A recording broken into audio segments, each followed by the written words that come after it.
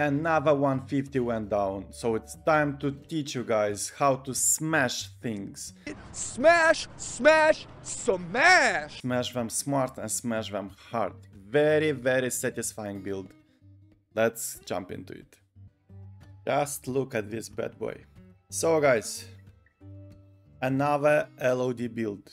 What's LOD? Legacy of Dreams, and it comes from this gem. That means first thing you do, as for Monk, as I taught you, you level it to level 99 first of all. This is the primary target before using this build. We'll put it in, and the other two legendary gems will be Bane of a Trapped and Bane of a Stricken. Stricken we need for the boss. For the Riftgun, the best in slot it's Bane of a Trapped, which will always be applied because this is a melee build and we fight very close to the enemies, so the aura will auto-proc the gem.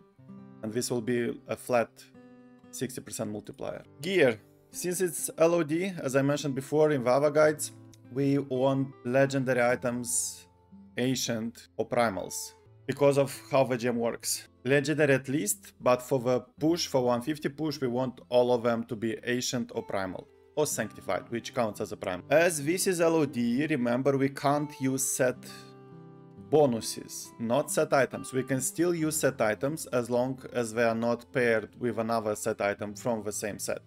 So as long as we don't get any set bonus, we can use green items as well. They count as legendaries and they are treated, they don't break the bonus, they work perfectly. That's why we will use one green item that we want. It's the Blackthorn, of course, and because we don't have any other Blackthorn, it will work in this build. And we want them, why? Because it has elemental damage on it. And this will be a fire build, guys. We will use Hammer of Ancients. Hammer of Ancients will be the main source of damage. And we will use the Smash Rune Fire that gives us the best multiplier. It's 640 compared to the basic one, 535. So this is the best in slot rune for this build. That's why we focus all on fire.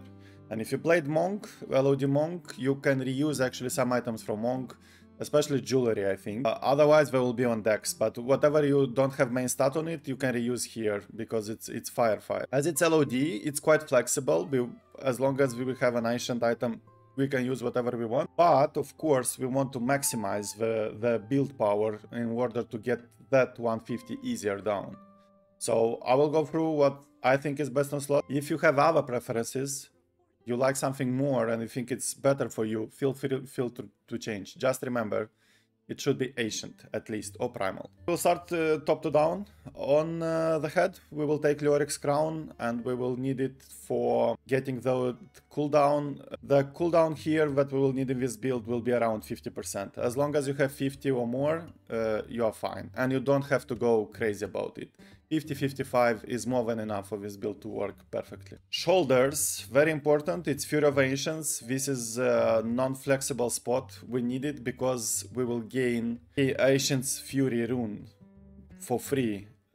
And also your Ancients attack 100% faster. So what this means, these shoulders will help us keeping our resources. Whenever Ancients are up, our resource will be not a problem. They attack fast, they regenerate it instantly basically. And that also allows us to take another rune on our Ancients that we have on the bar. So we get double benefit from the shoulder. Chest piece, there is only one best in slot here because it's a fire build. Of course, we want this fire element, so we'll take the Cinder Coat. We benefit from resource cost as well, nice to have, but the main affix here is getting that fire skill multiplier. And we want something close to 20. I have 19 here. For me it was enough, but aim for 20. Gloves, Stone Gauntlets, by far best in slot. Getting hit increases our armor by 50%, stacks up to 5 times, is 250% armor, and Barbarian is a strength-based class. Strength as dexterity gives us armor. So all this strength here, it's also armor. So we'll already have a huge 40k armor base. And then this will get multiplied, well, when we have 5 stacks. And we will always, basically always have them up 5 stacks, because we will be always in the thick of enemies. We are barbarians, we are not afraid, we go in the middle and we fight, we smash the shit out of them.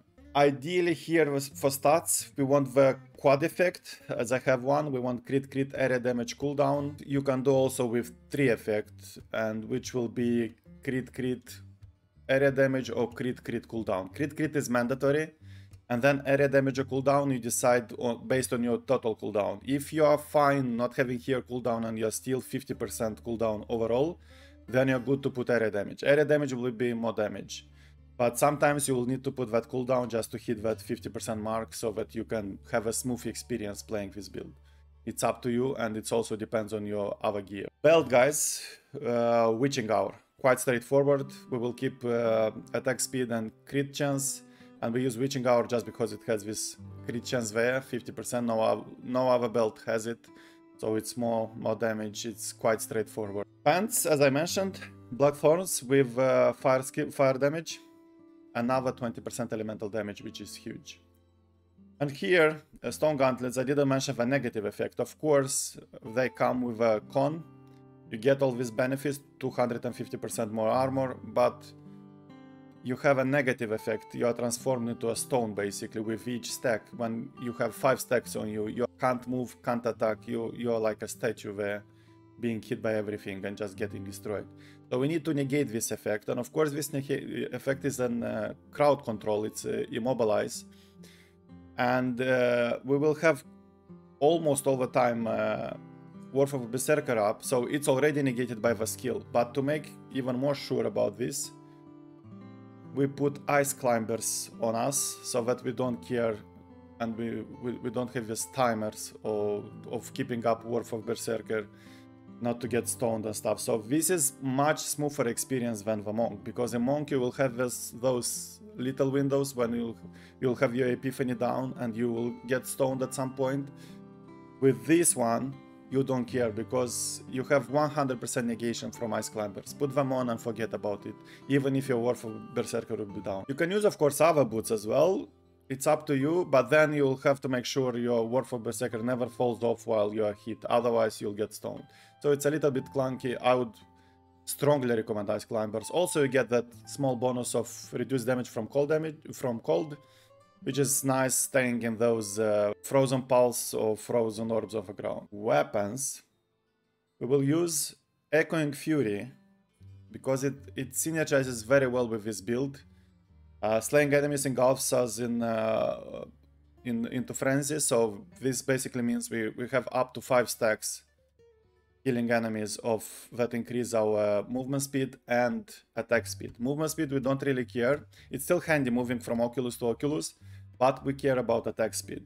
Like we hammer very fast, and that helps us also reduce our cooldowns with Ring of Zodiac, and it synergizes just excellent with a build. So Echoing Fury, and then in the other hand we'll have our big 2 multipliers, one of the 2 multipliers, which is Remorseless, and since this is a Hammer of Ancient build, we want all the multipliers for Hammer of Ancients we can get. And this one says that while we have both Wrath of Berserker and Call of Ancients up, Hammer of Ancients will deal 800% more damage. Huge multiplier, and we will try to keep these 2 always up, and it's not so hard to keep them up. And then the other multiplier will be Bracers of the First Man, and this one you can cube as well, it depends.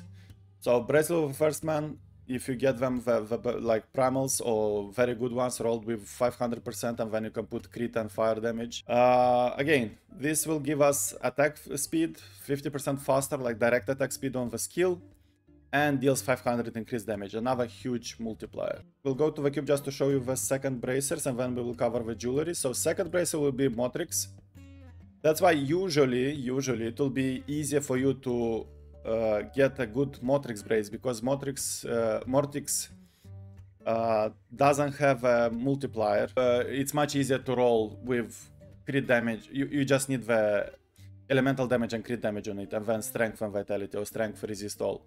So it's much easier to roll. That's why usually you will have this one on you, and then this one will be cubed to get guaranteed that 500%. And speaking of multipliers, we will use the last multiplier, Gavel of Judgment, which we will cube, of course, because it's a two-hander, so it's not profitable, valuable to wear it, because we better use two items, get the benefits of two items, also more crit damage. And this says that damage of hammer ovation is increased by 800%, another 800 on top, guys, and returns 25 fury when it hits 3 or fewer enemies. That's very helpful on the boss fight especially. Jewelry wise, of course, we will use quartz.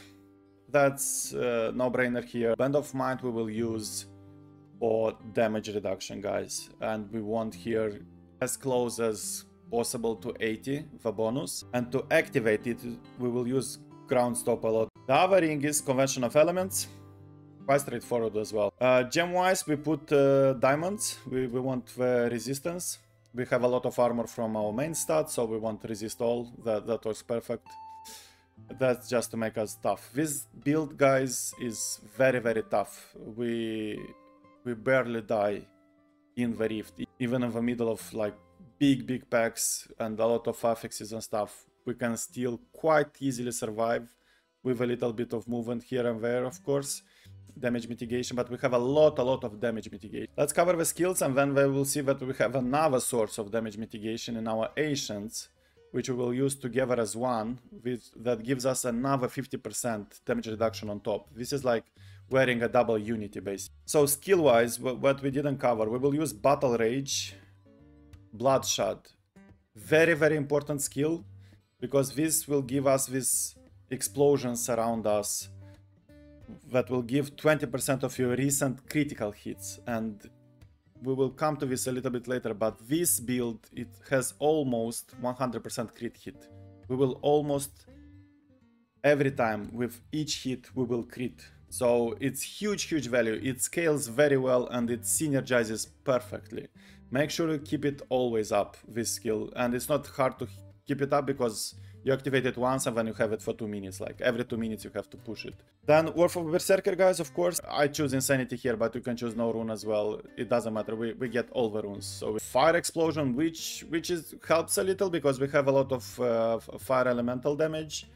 Then we have Insanity, of course, huge increase in damage. Then we have Slaughter, that will give these eruptions, which don't really do anything in 150, but still nice to have. Striding Giant is a huge one, will give us another 50% reduced damage. That's what I'm talking about, guys. We are a tank, a human tank in the middle of enemy lines. And then Free of Chaos, it gives us some life per fury spent, again some damage mitigation, recovery, which is nice to have. Then together as one, as I mentioned, Call of Ancients, which also will have Ancients Fury rune from the shoulders. And they will attack faster because of the shoulders, so it's very nice to have. We will have them up almost all the time. Be careful because sometimes they die, so my advice is just put them on auto cast and let them be there. Let them cast whenever they are up. That's the safest bet. But we will cover that in the playstyle section. Ground Stomp with Raging Smash, so that we increase that area of effect, so we will pull enemies from 24 yards all together into a pixel, and then we will smash. And also this will activate the Band of Might, of course. Good synergy. Then the main damage dealer will be Hammer of Ancients with Smash, which I covered, and the last skill will be Whirlwind Dust Devils. This skill has two main purposes for our build. First of all, and the main one for 95% value from it, is just it gives us mobility. Since we will have Fury up all the time, we can cast it, so basically it will let us go through the enemies, because when you Whirlwind, you are not blocked by the enemies, you can go through them, you get this passability, right? And the other thing, from Dust Devils, we get an additional value here and usability, and it's not the damage. We get these tornadoes. Let me get some Fury. So you can see Fury is up from our Ancients, and then whenever we Whirlwind, we get these tornadoes. You can barely see them, but they're there, like. And these tornadoes, They do damage. Damage is absolutely irrelevant, especially in 150, like it's no damage basically. But they hit and they proc your Stricken, so we will use these Dust Devils on the boss fight to faster get our Stricken up, our Stricken stacks. I will cover that in the boss fight section. Sanctify. Since it's season 27, let's talk about Sanctification. But remember guys, this build will be viable for season 28 as well. You will lose the Sanctified power, yes, but the build will work perfectly without it as well. It will be not so strong, it will lose power, but it will be viable. And it's exactly the same playstyle. So Sanctification, of course, if you don't have your primal weapons or you don't have a really good ancient one, because this one is not far from primal, you can see the damage range, it's 1935 from 1940, so this is as close as it gets to primal. Also we got the 10% damage maxed, attack speed is maxed, and then we put area damage on it as well. So if you don't have these weapons well rolled, very good ancient or primal, Sanctify a weapon. Best in slot is Sanctify a weapon. It's the best value, you get the most damage back, so you maximize your damage range. If you have your weapon optimized, primal or very good legendary, next one which I strongly recommend is Sanctify and Squirt's Necklace, because here you get, again, you want to roll it with fire crit. So once you get it, it's again huge damage, is 10% crit, is 100 crit damage, and also you get fire element. This is best in slot by far, so it's easier to get them by sanctifying it. If you have a Squirts as well, primal or very well rolled, and the weapons, third in slot, what I would recommend is Band of Might. It's very important to get this with 80% for damage mitigation, and then having Insectified you get the max stats as well, so then it's easy to roll one with crit area damage. And of course, if you have a Band of Might, a good one, then you would want to Sanctify Stone Gauntlets. Best in slot guys is the quad effect, as I mentioned. You want crit area damage cooldown. So by sanctifying it, it's easier to get there. And if you have all of these, of course, then sanctify whatever you want. I would say that COE is the next in value, because again, you get this max bonus, and then you can play around with perfect stats, crit area damage or cooldown, whatever you need. Yeah, otherwise, further down on the line, it's up to you, just sanctify whatever you want. Now let's talk about the Sanctified power, guys. There are two variants for this build, but I would say there is only one strongly viable, especially if you are paragon like me, around 3000 or less. Then definitely go for the Hammer of Ancients power. And it says that Hammer of Ancients hits in all directions around the Barbarian. Every 10th cast of Hammer of Ancients unleashes a powerful shockwave.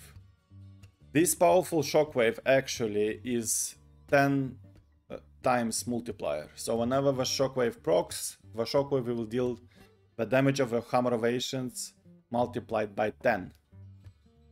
It's a lot, and it goes all around you, and it's very satisfying, and also it helps you proccing the Ring of Zodiac.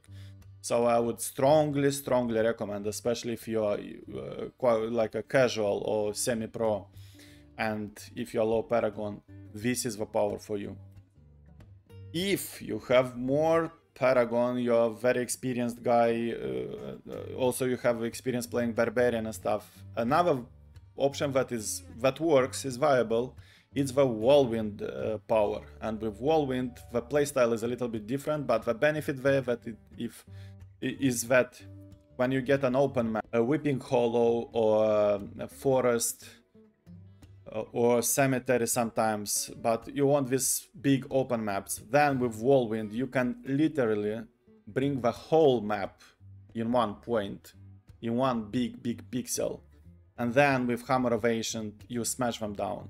It's a little bit harder to play. Also it will give you lag at some point, because this is an area damage build, and when you have the whole map in one pixel and you hit them, it's a lot of calculation, it's heavy load on the server, so you'll definitely get lag.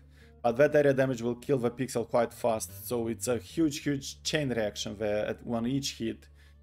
So it's up to you. I strongly recommend for 99% of you, the power is Hammer of Ancients. Now, you can see that it hits in 4 directions, first of all. And that's the wave, you can see. Each 10th hit will give us this wave, which is huge area. It gives us this huge area around us, first of all. And on the other hand, this wave procs Ring of Zodiac multiple times. So it helps us a lot with our cooldowns. Yeah, and jewelry-wise, I didn't cover the jewelry, guys. The third ring is, of course, Obsidian Ring of the Zodiac, which will help us to keep Wrath of Berserker and Call of Ancients up almost all the time. Before I explain you the playstyle and how to play it correctly, let's go quickly through paragon allocation. We are talking about people 800 plus, so these 3 tabs you don't care, everything is maxed out. Here, important moment, besides maxing out your movement speed, it's very important that you put your points in maximum fury. And why? Because we have, for Hammer of Ancients, we have a second mechanic besides the damage we have. It says that we have a 1% increase in crit hit chance for each 5 fury we have. So by adding here 50 points, we get 50 fury more. That translates into 10% more crit chance. That's huge. That's huge damage boost. And then we have a total of 150, which will be a 30% crit chance. 30% crit chance, guys, only from the fury. When we have all our jewelry and stuff, so if you look at crit chance here, it's 52 from the gear, and then we have a 30% on top, which will be 82% crit chance, and then we will have 10% from our Berserker, which will be a 92 crit chance. And then we have our Battle Rage up, that gives us another 3%. So when everything is maxed out, we have 95% crit chance. 95%, guys. This is almost every hit will be crit. Huge, and it synergizes, as I said, very well with Bloodshot. And before we get to area damage, let's cover cooldown. Cooldown again, guys, as I said, you want a total of, to be comfortable, you want at least 50% cooldown to play it smoothly. You can do with less as well, but you'll have those downtime on Ancients and Wrath of Berserker, which sometimes can be fatal. You can die in the middle of a nasty pack, like a big pool of enemies, and then you will struggle to survive whenever you revive. You'll get insta-proc and insta-kill. Talking about insta-proc, I forgot to cover the passive skills, guys. So on passive skills, we get Boon of Bulkatos, which will help us further to keep our Wrath of Berserker and Call of Ancients up, because it reduces them straight away flat by 30%. So instead of 120, we have 90%, 120 seconds, we have 90 seconds cooldown on each of them, and then we apply the cooldown reduction on them, on it, and then we will get the Ring of Zodiac as well. So this combination will help us keeping them almost 100% up the whole Rift. Then we get the Berserker Rage, 25% additional damage, which is when we are near to maximum Fury. Our Fury will be always up with Call of Ancients up, so this will be almost always active. We get this like a permanent bonus. Then of course Rampage is very helpful. It scales crazily with our strength, and then our strength scales with stone gauntlets. So it's a huge synergy here. It's like a loop. And Rampage is very nice to have. Once we get the big pulls, we will keep these stacks up to 25, and it gives us huge armor, of course, multiplied by the stone gauntlets, but also since we have this strength, its main stat, it gives us huge damage boost as well. We get like 50 million plus shit damage, I think, in when we are up. Very powerful. Another option here, if you're struggling by something, like by some reasons, to keep it up to 25 whenever you have a big pull ahead and you don't like this spikes, the waves, because while moving from pool to pool you will lose your stacks quite often, and then you have to build them back, which is not hard. I'll cover it in the playstyle. But if you don't like this, another option, you can take the Brawler, and then you'll have a 20% damage multiplier whenever you have 3 enemies and more around you, which being in big pools you will always have, so you'll have a flat 20% damage multiplier. No toughness boost though from this one, but it has more damage, more value in the boss fight actually. So if I can clear the rift with brawler, you can go with brawler as well. But at boss fight, if you get a boss with ads or you have a pylon save of a boss, you most probably will have brawler up, and you will most probably have you will not be able to keep your rampage at 25 stacks in a boss fight. You will basically have no mobs to kill to keep them up. So then at boss fight this is a little bit more valuable. So if you don't struggle to clear the rift without rampage, you can take brawler as well. Consider it. It's up to you. I preferred rampage. I did it with rampage. For me, rampage is fine. Especially I like the tough bonus. Once we get this up, we can stay basically in tons of affixes on the floor, tons of enemies around us, and we don't give a French wedge on it. Easy peasy. We stay there and we destroy. Another one, very powerful, and I think this is not tradable, is Ruthless. So we get 40% additional damage to enemies below 30% health. This is a multiplier, and this is huge in the boss fight especially, but also when you have like some elites to finish off and it's on like the pool is vanished already and it's only the elite and it's like close to being dead, this Ruthless will kick in as well and will help you finish it much faster. So I would say these three are locked in. Rampage is tradable. This build procs area damage, so it gets benefit from area damage, and also the most important thing, the shock wave also triggers area damage.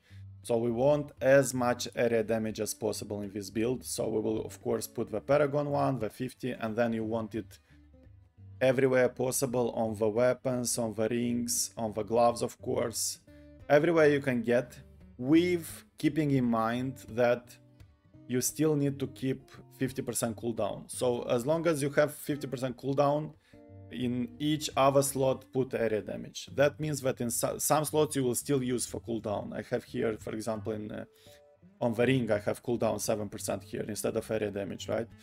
And then that allows me to put area damage on the other ring, or area damage on the weapon actually, and not taking 10% cooldown. So always play around with it so that you have 50% cooldown and area damage in each other possible slot. Also to help you with cooldown, you have an entrance, which mine is undressed now because I'm doing the push with Witch Doctor actually. I want the 4th 150 down. But when she's dressed up, of course, the max bonus from cooldown will be 10%. So you'll get 10% additional cooldown from a entrance, which might help a lot. On the other hand, if you are good with cooldown already from your gear, you can go with elemental damage, and then you can get up to 10% more elemental damage, which will be fire damage. It's up to you again, but I believe, especially at low paragon, cooldown is much more valuable, and it will help you stack some more area damage, which basically it's the main factor of killing the trash in the rift. We will gather huge pools, we'll do a pixel, everything will be pixelated in one spot. Then we will smash with the hammer, so a lot of mobs in the pixel will trigger area damage around them, and it will be a big chain reaction, and then this is a huge damage on top of your main damage that you do with fire. So playstyle, guys, don't worry, we will have a 150 in the end, well, you will see everything, but let me explain what you do. Basically, when you go into the rift, if you have some fury up, remember you can generate your fury before joining a GR and you can start it. The fury will not reset. So if you go with fury full in the rift, it will remain full. But if you don't have it, don't worry again, because you will pop up Warfare Berserker and Ancient Calls straight away when you see the enemy. They will fill you with the fury. First thing to do, of course, is to proc these two guys, and then you proc Battle Rage as well. You keep it active for the whole duration of the rift. Then what you do, you whirlwind through the enemies and you try to engage enemies from the screen and then from the neighbor screens as well. So you try to get quite a big area without losing mobs behind you that you will aggro, and then they will come slowly to you, and then you will pixelate them at some point. So you basically, what you do first, you go around with whirlwind. So imagine I'm whirlwinding now. I don't have this fury, but basically you whirlwind around, whirlwind. You get to enemies, you aggro them, then slowly they will come from all the directions towards you, and once they are like in more or less this area, like it's 24 yards, you then pixelate them. So you do a retching smash, boom, they will all be pulled from around into 1 pixel, and you start hammering them. And while you hammer them, the other ones that are still feathered, they will slowly come to you. And while you hammer, all you want is to kill as fast as possible one of the lesser enemies. Once you kill them, 2 things will happen. First of all, an Oculus ring will proc. You have to have Oculus, of course, on your entrance. You'll have it on the finger, so that's fine. And entrance is basic, guys, as for all builds. All you want is Flavor of Time, Nemesis, Oculus ring. Everything else is up to you as long as it has 25k intelligence. That's all you want. Maybe some homing pads to exit the rift if you failed. If you are lucky enough, it will proc somewhere nearby you. Sometimes it will proc far away at the end of the screen, then that one you can ignore. But whenever it's quite close to you, what you do, you whirlwind to that Oculus, and you do another smash in that Oculus, so you pull everything on top of you in the Oculus, and you smash feather. Then you smash, Oculus expires, there is another Oculus, usually will proc, because you go into this frenzy, you'll kill enemies faster, you get your stacks up for rampage, so everything it's like a snowball effect. It's a little bit slow to start, but once you get it, it goes rolling. That's why you want big pools of enemies, because then you get into this frenzy energy, you smash everything. You go to next one, again, you smash, do the pixel on top, and smash, and so on. And you repeat until all the pool gets destroyed and only the elites remain, and then you kite the elites to the next pool. Don't focus too much on the elites, as usual in 150 you can't really kill the elites one by one. All you have to do is always kite them, mix them up with trash, destroy them. Again, if they survived, kite them to the next pool, mix it up with trash, destroy them, and slowly they will die, but you make sure you don't waste your time on an elite to kill it solely. Kite it on, and while they die, in the meanwhile you are killing trash, so you keep your progression high, you keep it even or even in plus, or like a slight handicap that you get a condi and then you can compensate it. And slowly the elites will die as well. If the map is big enough, you'll get to kill at least the blues, if not yellows. But what we want in a GR150 is always, we want a big map, we do this kiting, we have all these elites with us, and we want to get lucky and get a condi at some point. And when we get the condi, everything is kited with us already, so we have this pool of elites, we destroy the elites, we do the big advantage, then we keep it up with trash, spawn the boss and kill it. That's how we play with Oculus rings. Also, when the Oculus ring sometimes will proc far away, or sometimes you will not see it because it's a lot of mobs in the on the screen, just don't worry. Just if it's on the far away on the edge, or if you don't see it, just continue your thing. Whenever you can see we have this 8 seconds of might of band of might activated. Whenever your ring is about to expire, just smash another one. You want to keep it all the time up and continue your thing. So if you don't see the Oculus, that's fine. You want ideally to see it and to use it. You can't, it's okay. Always stay in the middle of a pool and just pixelate it. Very important thing about how to pixel correctly. That's a it's a key factor in it, and if you are not experienced enough, you will do it wrong most of the times. Sometimes you'll get it right, but most of the times you'll get it wrong. So to pixelate correctly, you want always to hit an empty spot of the ground. So say we have a lot of enemies around, a lot. We never want to stomp on the top of an enemy. This will still pull some enemies in, but it will not create a a perfect pixel. It will pull them a little bit, it will condense them, but not so much.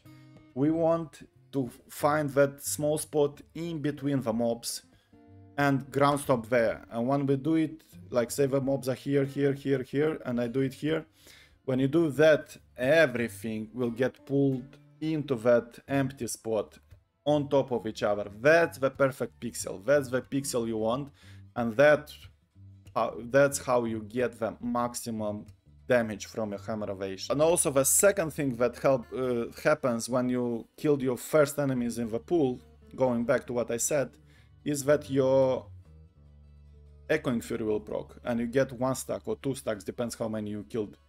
With each stack you start attacking faster, so you kill faster the next enemies, and then you get very fast to 5 stacks. Once you get to 5 stacks, your hammer ovation gets insane. You'll see like boom, boom, boom, boom, boom, boom, boom. And that, of course, deals much faster the waves. You want to proc the waves as fast as possible. So you want to do this 10 hammer ovations in the smallest amount of time. Once you do the waves, of course, your damage is there, like that's how you destroy the pool, but also your Ring of Zodiac will proc insanely with each wave. So when the wave hits each enemy, I think like each enemy is a single proc, because when you will see like it goes like with hammer evasions, it'll go like -1, -1, -1, but when we do the wave, both skills will go like by 4, 5, 6 seconds straight away down. And that's how you keep your Ancients and Worth of Berserker up all the time. And then we come to boss fight. For this build, for boss fight, ideally you want to save a pylon. So whenever you are close to completion, 90 plus or 88 plus, try to save a pylon you get. Best installed, of course, it will be to have a power pylon or at least a shield pylon. If it's a Condi pylon, don't save it, guys. Condi is not valuable to save for the boss. Condi is more valuable to use in the Rift to kill the elites and kill some trash along the way as well. All others, just save it. If you're lucky enough to get a shield or a power, then it will increase dramatically your chances to finish the Rift.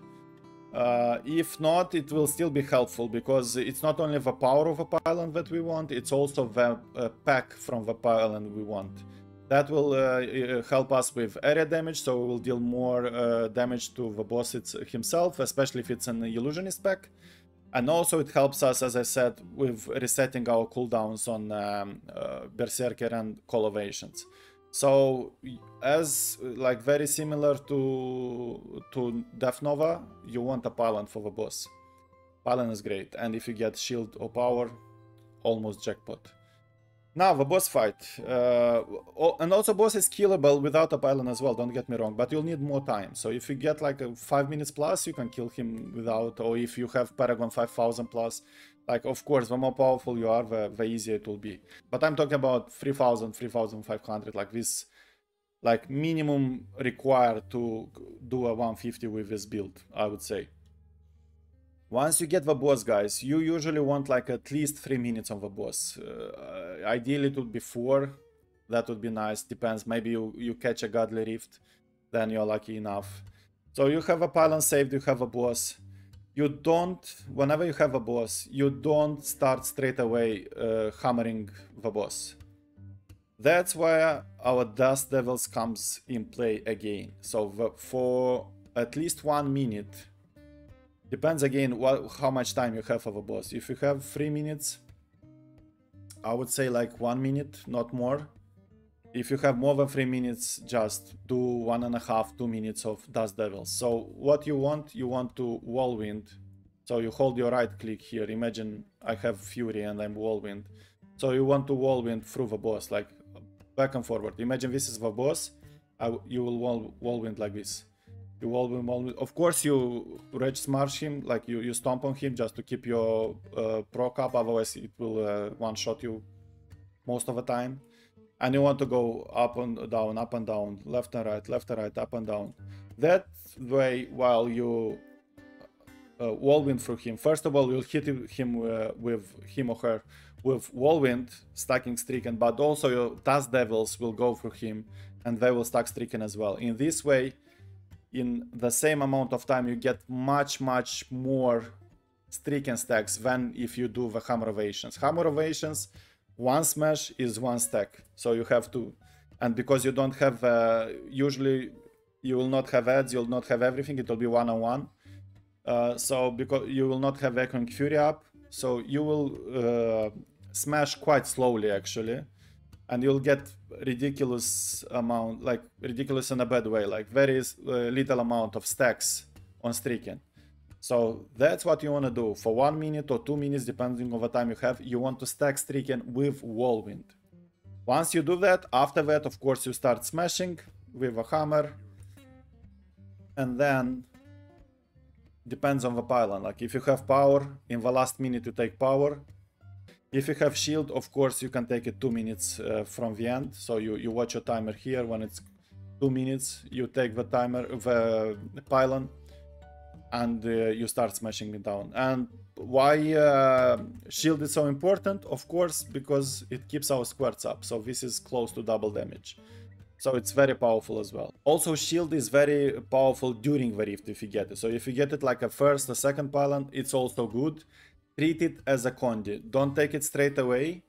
Try to gather as a big pool around it and also a lot of elites. And then you have a chance with shield actually to kill elites manually without a condi.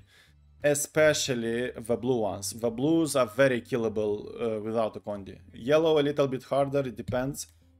But the blues will be there to be taken down. Okay, sounds simple enough. Too much information? Mind blown? Don't worry. Watch this video, watch my clear. So if you felt that it was too much info, just watch it, you'll see it in practice. It will make much more sense.